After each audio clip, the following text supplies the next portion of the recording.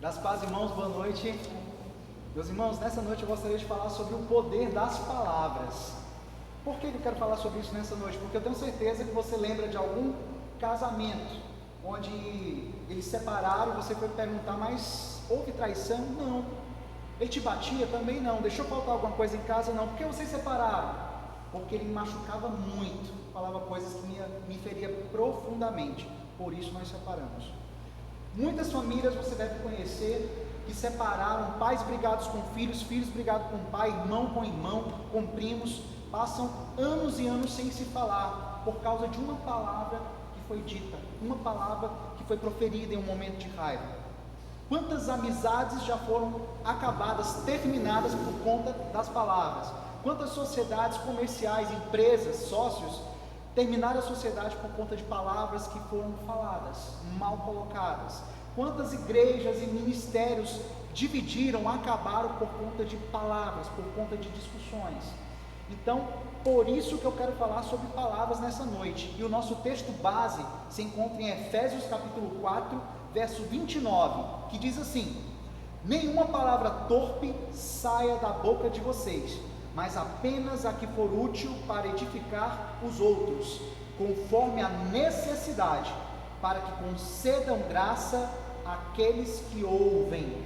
Ou seja, apenas quando for conceder graça, eu devo falar alguma coisa.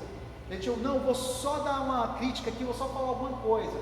Não vai causar graça, irmão, não vai edificar, não vai abençoar. Fique na sua, fique caladinho. E quando fala aqui que não saia nenhuma palavra torpe da sua boca, o que é que o dicionário diz sobre palavra torpe? Palavra torpe é aquela cujo significado é sujo, obsceno, imoral, aquela que fere os bons costumes, a decência, aquela que revela caráter vil, aquilo que é nojento, aquilo que é sujo. Palavra torpe, aquilo que representa mácula, sujeira. Isso me preocupa muito, porque a palavra de Deus também fala, lá em Mateus capítulo 12, verso 34, a boca fala do que o coração está cheio. Logo, se eu estou falando palavras torpes, que a gente já viu o significado, que é imoral, que é sujo, que é indecente, do que o meu coração está cheio? Do que eu tenho alimentado o meu coração? Só tem saído palavras torpes da minha boca. O poder das palavras. Texto em Provérbios 18, 21 fala: a morte e a vida estão no poder da língua. Pastor, mas que tipo de morte e que tipo de vida? Morte e vida emocional. Quantas pessoas hoje estão mortas por conta de palavras que foram faladas? Pessoas que estão com o seu emocional abatido, pessoas que muitas vezes não venceram na vida porque fala: meu pai falou algo muito grave para mim, minha mãe falou algo grave muito para mim. Estão com o seu emocional abalado por conta de palavras que foram proferidas. Mas assim como causa morte emocional, causa vida emocional. Quantas vezes você já chegou e falou uma palavra de bênção na vida da pessoa, a pessoa logo recobrou o ânimo, logo ficou feliz e falou para você: essa palavra que você trouxe fez a diferença na minha vida.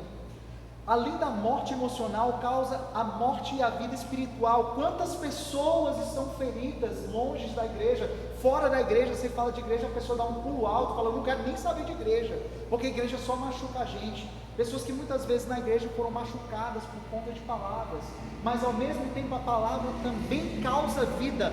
Por isso nós devemos abrir a nossa boca para falar a palavra de vida, que é a palavra do Senhor. Porque assim como muitas pessoas saíram, muitas pessoas vão chegar e muitas pessoas vão vir por conta da palavra que nós vamos anunciar por meio da palavra do Senhor. A palavra pode causar morte e pode causar vida. O que você vai escolher fazer com as palavras que saem da tua boca? Palavras de morte ou palavras de vida? Sobre as palavras que causam morte emocional, a cada palavra de peso emocional negativa são necessárias 22 palavras de peso positivo para tentar apagar aquela palavra que foi falada negativamente. Isso é a psicologia que fala.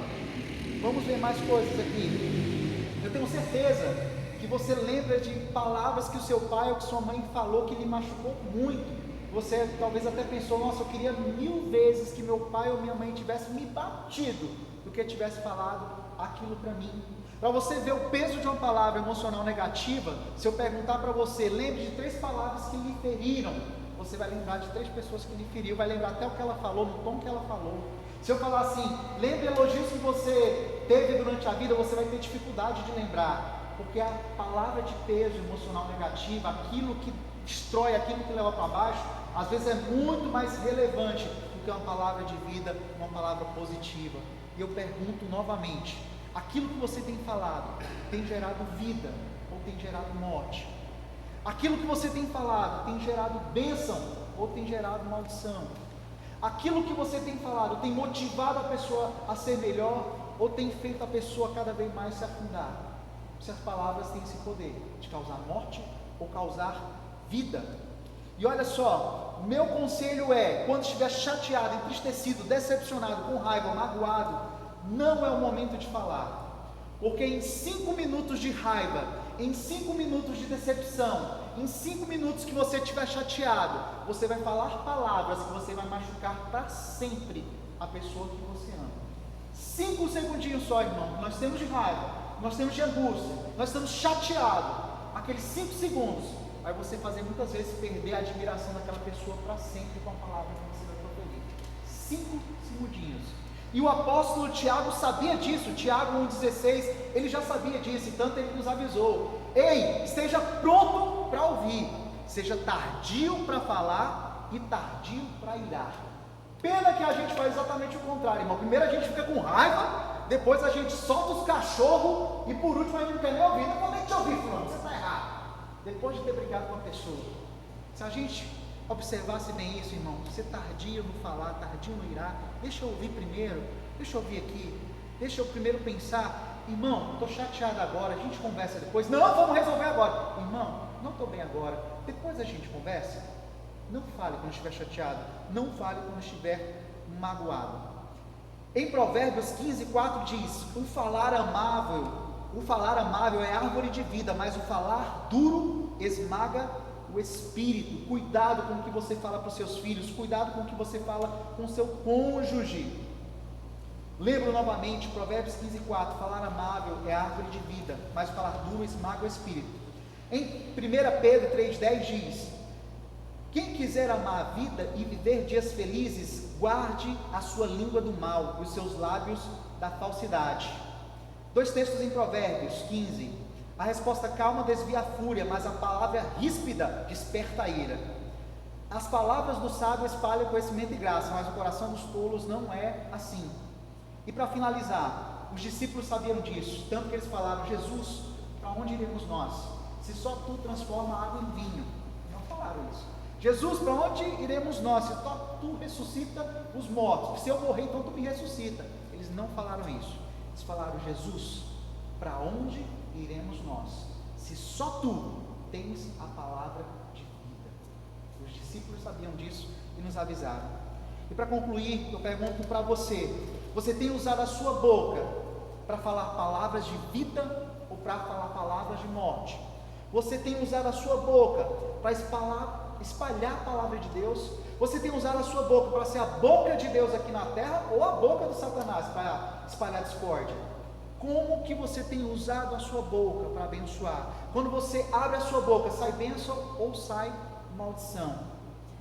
Para concluir, vou repetir o texto que eu abri falando nessa noite, Efésios 4:29, que nenhuma palavra torpe saia da boca de vocês, mas apenas a que for útil para edificar os outros, conforme a necessidade, para que conceda graça aos que o ouvem. Amém? Amém. Deus.